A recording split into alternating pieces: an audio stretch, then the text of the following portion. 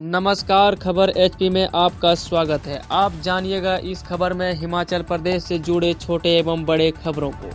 तो बने रहे हमारे साथ, हम आपको रूबरू कराते हैं तमाम छोटी एवं बड़ी खबरों से। कर्मचारी महासंघ कर्मचारियों से परेशानी है तो अपनी दोनों पेंशन छोड़े कश्यप। जी हां, नई पेंशन स्कीम कर्मचारी महासंघ ने प्रदेश भाजपा अध्यक्ष सुरेश कश्यप के खिलाफ मोर्चा खोल दिया है। सांसद के बयान को गैर जिम्मेदार बताते हुए महासंघ ने संवैधानिक हक के तहत पेंशन देने की मांग की है। महासंघ के प्रदेश अध्यक्ष प्रदेव ठाकुर, महासचिव भरत शर्मा, संगठन के संस्थापक नरेश ठाकुर, प्रेस सचिव अजय बनियाल सहित सभी वर्तमान समय में खुद 2 पेंशन सांसद का वेतन ले रहे हैं।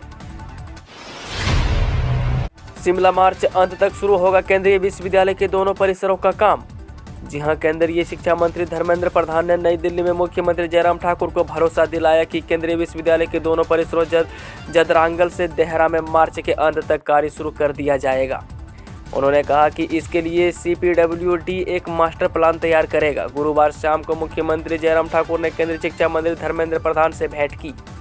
मुख्यमंत्री ने केंद्रीय मंत्री से राज्य में केंद्रीय विश्वविद्यालय के दोनों परिसरों में कार्य शीघ्र आरंभ करने का आग्रह किया।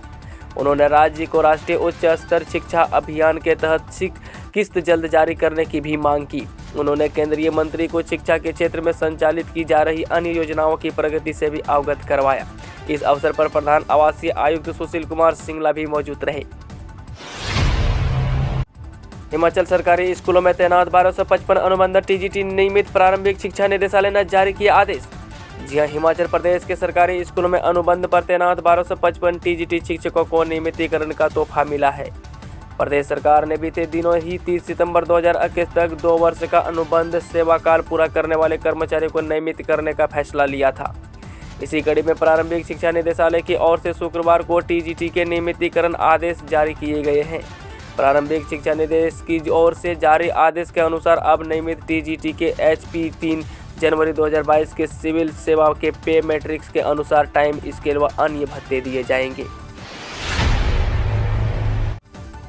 कोरोना बंदिशों पर 31 जनवरी को होगा फैसला। स्थिति की समीक्षा के लिए हिमाचल सरकार करेगी बैठक। जी हां, 31 जनवरी को हिमाचल प्रदेश सरकार कोरोना की स्थिति की समीक्षा के लिए बैठक करेगी। इस बैठक में घटते केसों और सामान्य होते हालात को देखते हुए सरकार बंदिशों पर फैसला लेगी। मुख्यमंत्री जयराम ठाकुर ने दिल्ली दौरे से वापस लौटने के बाद शुक्रवार को पत्रकारों से औपचारिक बातचीत में इसके संकेत दिए हैं। सीएम ने कहा कि पिछले कुछ दिनों में कोरोना के केसों में कमी दर्ज की गई है। ऐसे में अब हालात के अनुसार फैसला लिया जाएगा। हिमाचल स्कूल से शुरू की हॉकी जुनून ने पद्मश्री चरणजीत को पहुंचा दिया ओलंपिक। उनके नक्शे कदम पर कई युवा।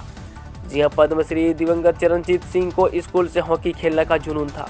यही जुनून उन्हें यूनिवर्सिटी से राष्ट्रीय स्तर और ओलंपिक तक ले गया। पाकिस्तान के लायल यूल से शिक्षा लेने के बाद हॉकी के गुर सीखे और ओलंपिक तक का सफर तय किया।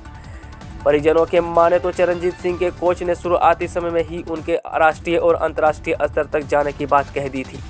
पंजाब के जलंधर में उन्होंने हॉकी के गुर सीखे। चरणजीत सिंह के सिर हॉकी का जादू चढ़कर बोलता था।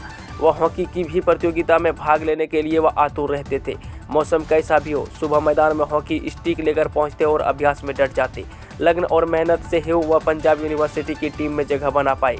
इसके बाद फिर उन्होंने पीछे मुड़कर नहीं देखा। रियासत प्रतिभा ने सराज से चेतराम को बताया प्रत्याशी, कहा आश्रय राजनीति में सक्रिय नहीं। जी हां, हिमाचल प्रदेश के मंडी संसदीय क्षेत्र की सांसद प्रतिभा सिंह ने CM जयराम ठाकुर के गृह क्षेत्र सराज के बाखली स्थिति देवी बाखला मुख्य मंदिर में एक बैठक के दौरान पूर्व प्रत्याशी ठाकुर चेतराम को वर्ष 2022 में कांग्रेस का भावी उम्मीदवार घोषित कर दिया। 25 जनवरी देर शाम चेतराम समर्थकों की बैठक में प्रतिभा सिंह ने सुखराम परिवार पर भी निशाना साधा और कहा कि आनंद फानंद 2019 में सुखराम के पोते आश्रय को हाईकमान ने टिकट दिया।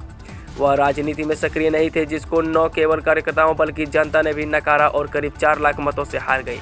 चुनाव नहीं लड़ना था, लेकिन कार्यकर्ताओं का मान रखते हुए इस दफा चुनाव लड़ा और करीब बड़ी लीड कवर करने के अलावा 8000 मत अधिक लिए। चुनाव एवरेस्ट पर चढ़ने जैसे थे। उन्होंने कहा कि स्वर्गीय वीरभद्र सिंह का सपना था चेतराम सराज के विधायक हो। भूकंप हिमाचल के चंबा और लाहौल में 3.4 तीव्रता से डोली धरती। जी हां, हिमाचल प्रदेश के चंबा में गुरुवार रात करीब 9:13 पर रिएक्टर पैमाने पर 3.4 तीव्रता का भूकंप दर्ज किया गया। भूकंप के झटके लाहौल में भी दर्ज किए गए। मौसम विज्ञान केंद्र शिमला के अनुसार इसका चंबा जिले में जमीन के अंदर 5 किलोमीटर गहराई पर था।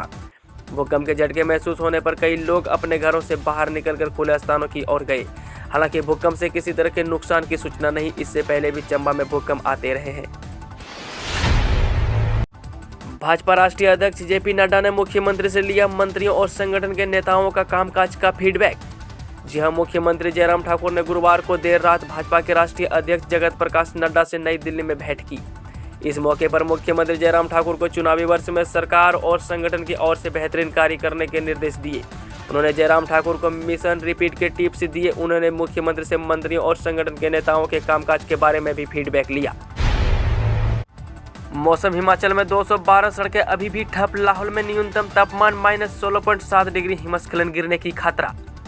जी हां, हिमाचल प्रदेश के सभी क्षेत्रों में शुक्रवार को धूप खिली। मौसम खुलते ही लाहौल स्पीति के कई इलाकों में न्यूनतम पारा माइनस में पहुंच गया है। केलांग का न्यूनतम पारा -16.7 डिग्री सेल्सियस दर्ज किया गया। कुल्लू और लाहौल स्पीति जिले में हिमखंड गिरने का खतरा बन गया है। शुक्रवार तक प्रदेश में 212 सड़कें, 32 बिजली ट्रांसफार्मर और 64 पेयजल योजनाएं ठप रही। लाहौल स्पीति जिला में 136, शिमला में 24, चंबा में 21, मंडी में 14, कुल्लू में 12, सिरमौर में 3 और किन्नौर में 2 सड़कें पर वाहनों की आवाजाही ठप रही। मौसम विज्ञान केंद्र शिमला ने 1 फरवरी तक पूरे देश में मौसम साफ बना रहने का पूर्वानुमान जताया है। वहीं चलते हैं आज की आखिरी खबर। विद्युत नियामक आयोग की नई व्यवस्था। पंचायत और नगर निगम की एनओसी के बिना मिलेगा नया बिजली कनेक्शन। जी हां, हिमाचल प्रदेश में नया बिजली कनेक्शन लेने के नियामक आसान हो गए हैं। अब ग्राम पंचायत और नगर निगम की एनओसी के बिना भी नया बिजली कनेक्शन मिल सकेगा। राज्य विद्युत नियामक आयोग ने 20 किलोवाट तक की क्षमता के घरेलू कनेक्शनों के लिए की नई व्यवस्था कर दी है। अब नया कनेक्शन लेने के लिए उपभोक्ताओं को सिर्फ पहचान पत्र और संपत्ति के मालिकाना हक के प्रमाण पत्र देने होंगे। उपभोक्ता अब ऑनलाइन के अलावा ऑफलाइन भी नए कनेक्शन को आवेदन कर सकेगा।